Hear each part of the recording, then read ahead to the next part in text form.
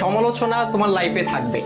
তুমি যতদিন বেঁচে থাকবা ততদিন তোমার লাইফে সমালোচনা থাকবে, অবহেলা থাকবে, অবজ্ঞা থাকবে, তুচ্ছ-তাচ্ছিল্য থাকবে। এটাই স্বাভাবিক, এটাই জীবন। তবে এই যে সমালোচনা, এই যে তুচ্ছ-তাচ্ছিল্যতা, এই যে অবজ্ঞা, এই যে অবহেলা, এই বিষয়গুলোকে খারাপ লাগার দিক হিসেবে নিলে হবে না। এগুলোকে তোমার অনুপ্রেরণা হিসেবে নিতে হবে। কারণ তুমি যখন এগুলোকে অনুপ্রেরণা হিসেবে নিবা, তখন এটা তোমার মধ্যে একটা জেদ তৈরি করবে। আর যেই জেদটা তোমাকে কঠোর পরিশ্রম করতে কি করবে ভাইয়া? অনুপ্রাণিত করবে। তোমার কঠোর পরিশ্রম করতে গিয়ে তোমার সব ধরনের ক্লান্তিগুলোকে দূর করে দিবে। আর যখন তুমি একবার কঠোর পরিশ্রম করতে শিখে যাবা, তখন স্যাক্রিফাইসের যে বিষয়টা, এই বিষয়টা তোমার মধ্যে অটো চলে আসবে।